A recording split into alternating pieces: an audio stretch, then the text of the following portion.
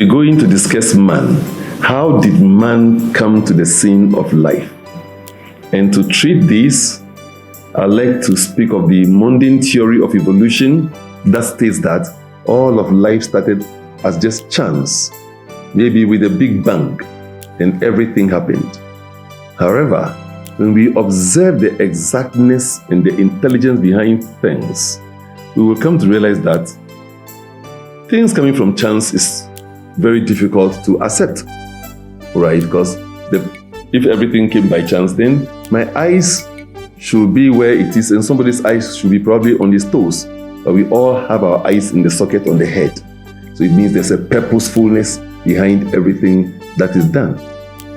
And then we have the theological theory, which states that a deity by name God, powerful, He's merciful, kind, loving, generous, created us in His image and likeness, meaning in His abilities, capabilities, and possibilities. And then He locked us up in Garden of Eden with a snake to tempt us.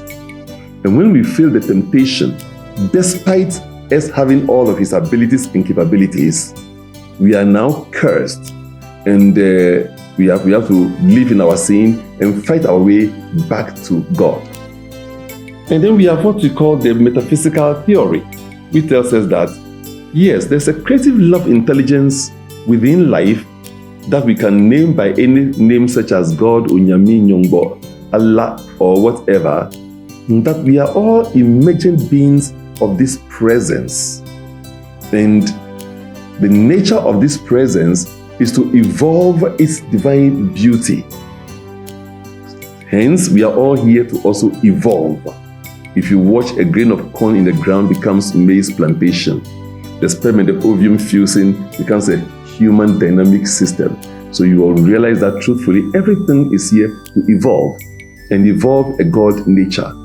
And we experience a sense of fulfillment when we express some qualities such as love, joy, intelligence, creativity that benefits someone. And the more we do, the more we feel greater in the nature of love, creativity, and intelligence. So the metaphysical theory comes more as the most acceptable one. That we are part of this creative love intelligence. We are here to experience and express creative love intelligence in ways that promotes life. And it promotes life when it promotes other human beings, animals, birds, fishes, and life as a whole, because we are interdependent. So we'll go with the metaphysical theory of evolution, that man is an expression of the infinite. As such, we are loaded with all of the possibilities and capabilities of God, and we are here to express these qualities. And I believe that is what Scripture will mean, that God put us into the Garden of Eden. That Garden of Eden is your soul, to cultivate it and keep it. Meaning we are to develop our souls, the love, the joy, the peace, the wisdom. Of course, you can also develop the thorns and the bitter seeds in you. And whatever you develop as you are to keep it. In other words, that becomes the nature of your soul that you will use in this embodiment, and you will use also beyond this life.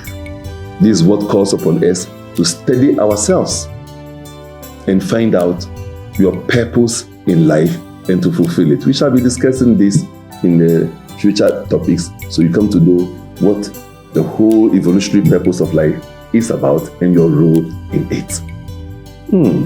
Carry on being with me and let's keep studying. Peace.